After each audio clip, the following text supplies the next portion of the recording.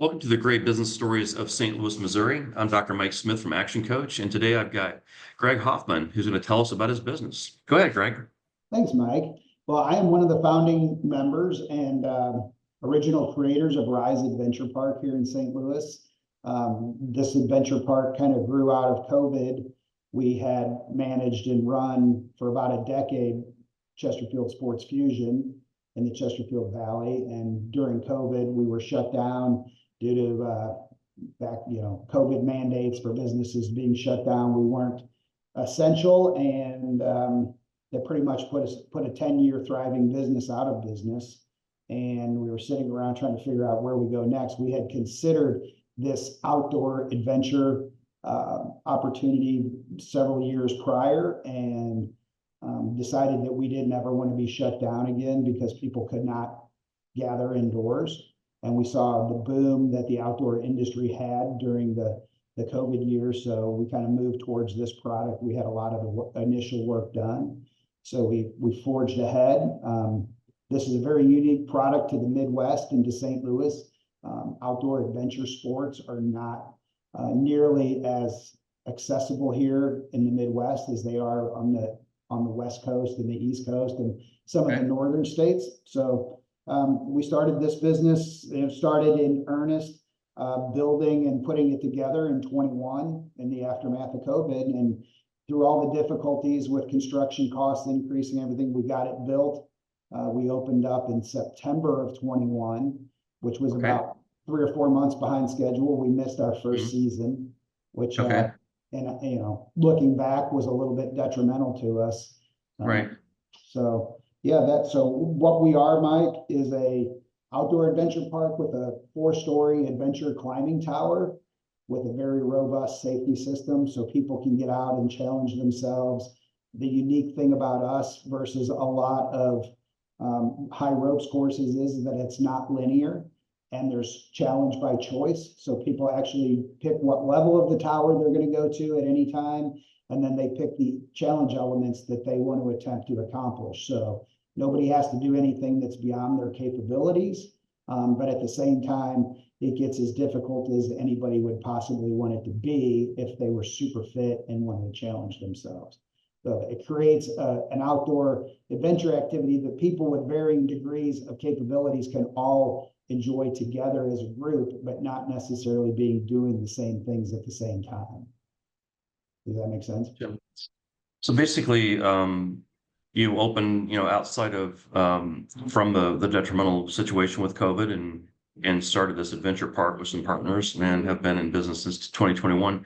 What's your normal season? What months are your normal season? This business season really starts in earnest with spring break, so about the middle of March.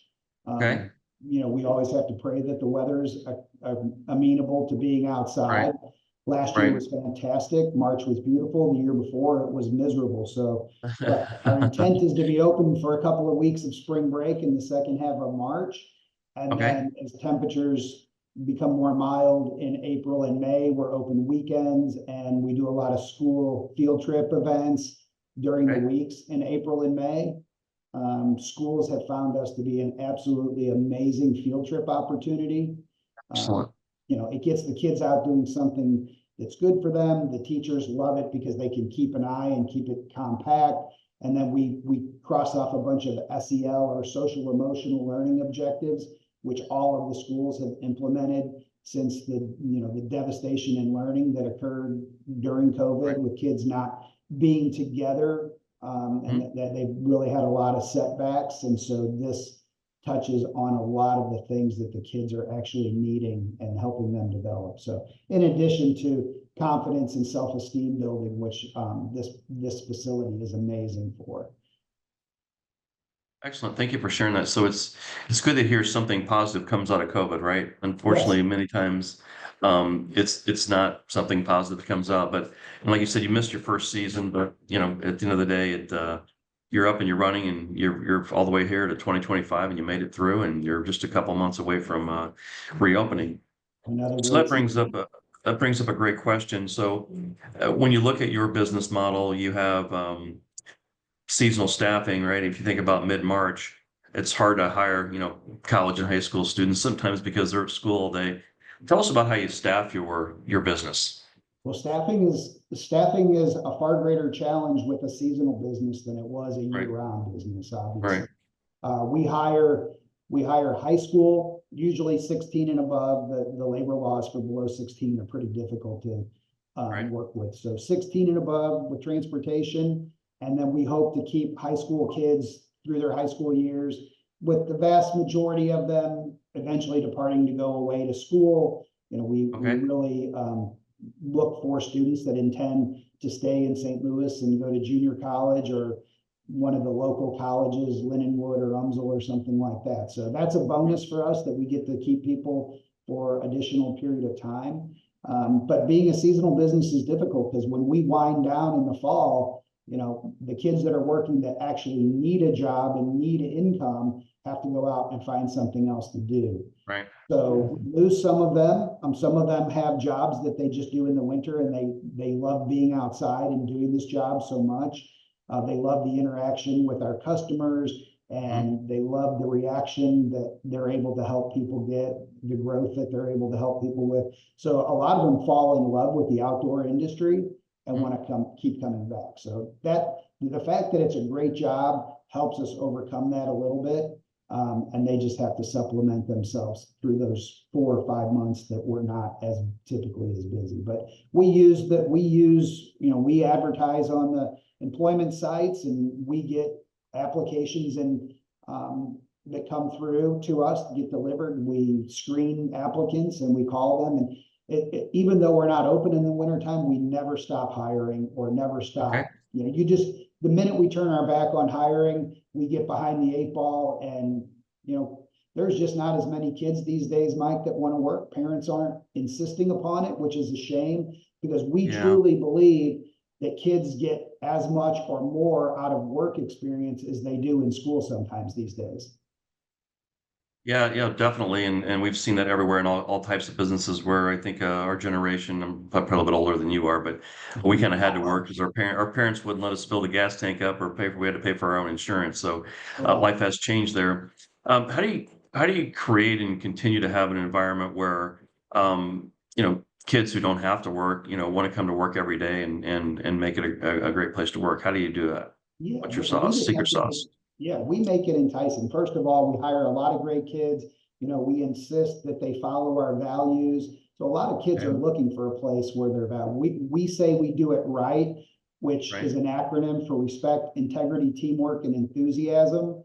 And we really foster and do things to help kids, bond. So a lot of our employees are great high school kids or college kids that maybe aren't involved in team sports or overwhelmed with traveling soccer or traveling baseball. So, this kind of becomes their social network outside of school.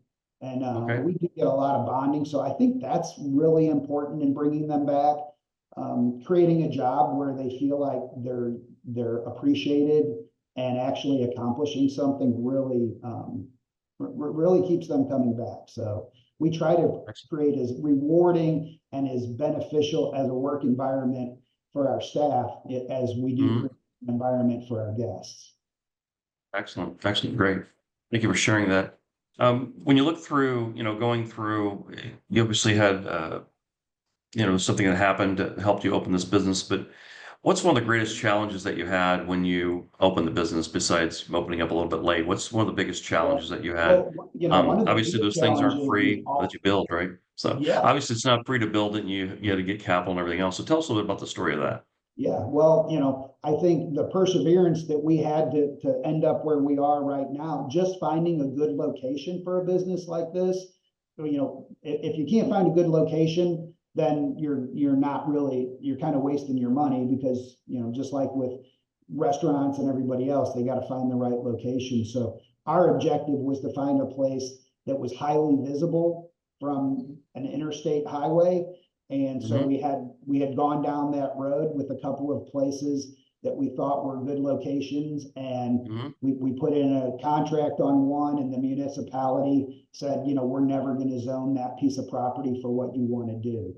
That was close Right. to Chesterfield Mall, and the redevelopment was Right. coming. Was it so? And then we had something on 40 downtown, and so for some reasons that fell through. So really, we thought we started and stopped 3 different times because just Okay. finding the right location. So Right.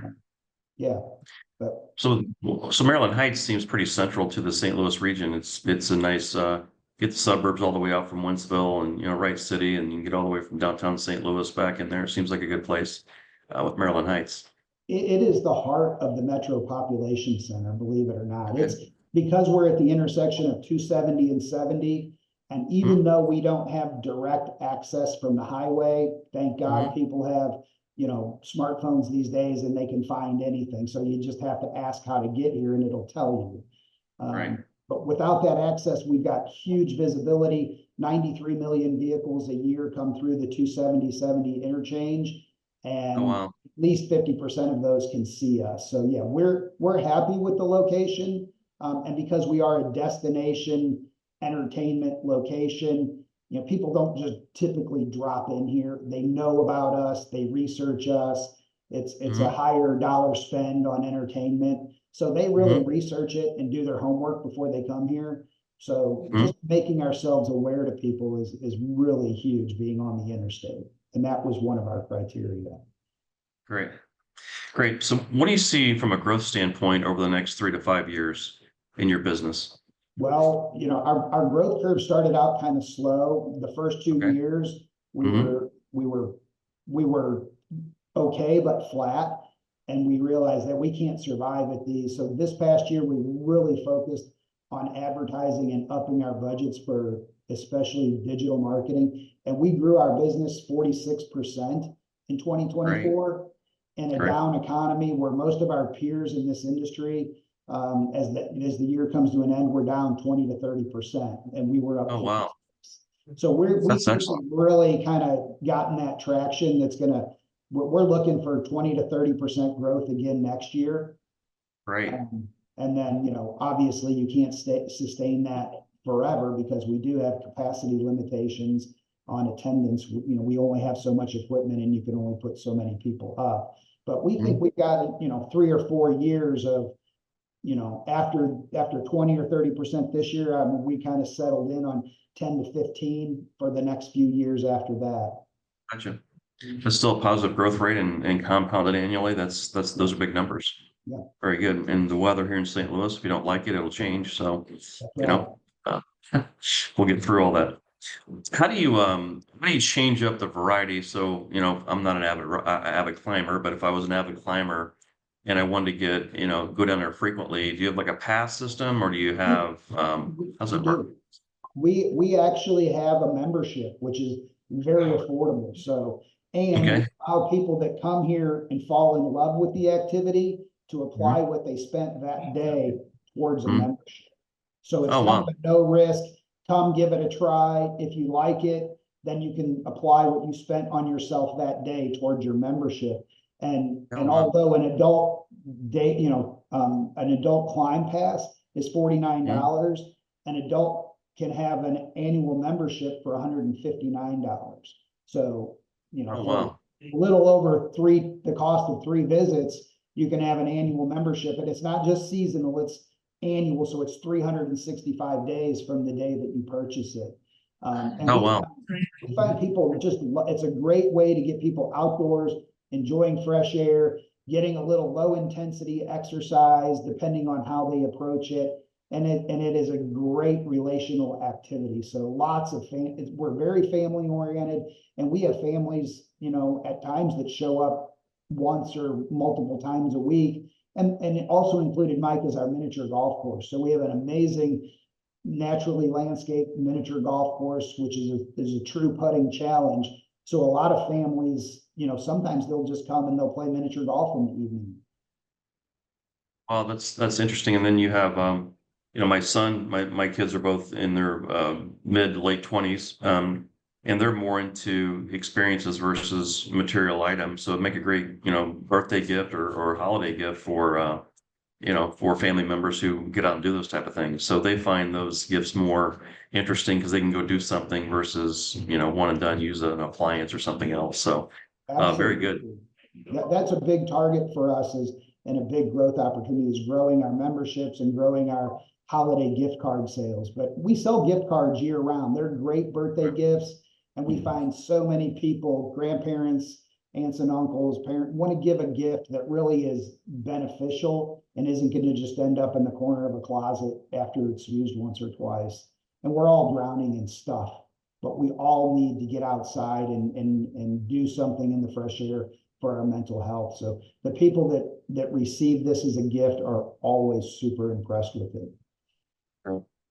So I heard the miniature golf. I heard the like rock climbing. What other activities do you have there at your location? Well, we do have a zip line that's Okay. incorporated into the Okay. climbing tower. Zip lining is really fun, but doing it over and over and over again, Mhm. if you go to a zip line park, it kind of becomes repetitious. Okay. It is a thrill. We do have a free fall that you can clip in and just step off at 50 feet. Yep.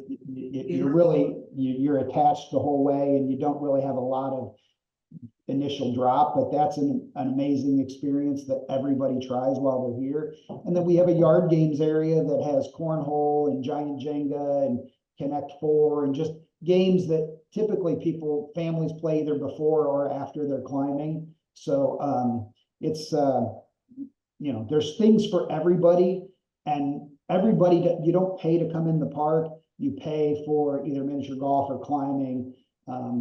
So, those people in the family, moms, dads, grandpas, sometimes they come and they're just spectators.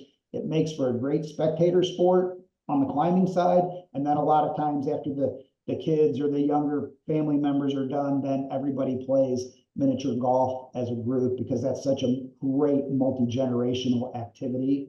A lot of, it's just it is a classic game of summer and people love miniature golf and it's never going to go out of style. So, and then after they're done playing golf, they'll play some cornhole and have a drink and just relax. It's an amazing family atmosphere.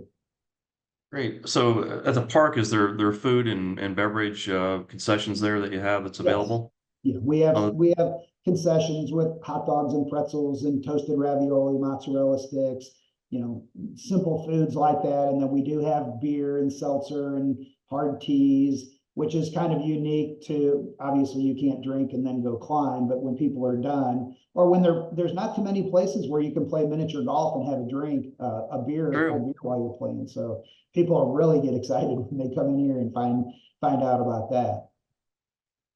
It's great. It was really when I went and looked at your website, it's very interesting. I will definitely be down there in mid-March.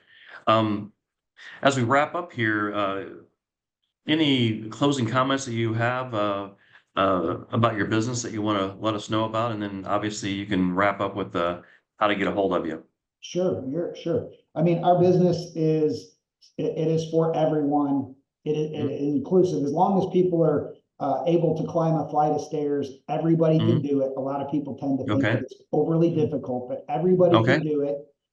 It's not intended necessarily as a workout. It's intended as a recreational activity where people can enjoy being together and doing something fun. So we really pride ourselves on customer service.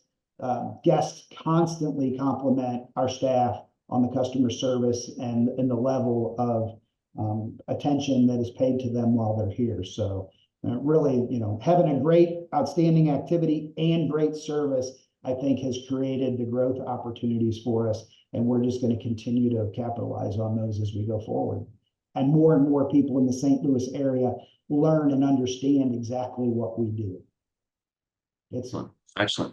Great. Again, tell us the name of your business and how to get a hold of you, your website. Sure. Rise Adventure Park in Maryland Heights at the intersection of I-270 and 70. And the best way to get a hold of us is at our website, which is Rise, RYZE, adventure.com. And everything you need to know is there, and you can actually make reservations and book your visit in advance.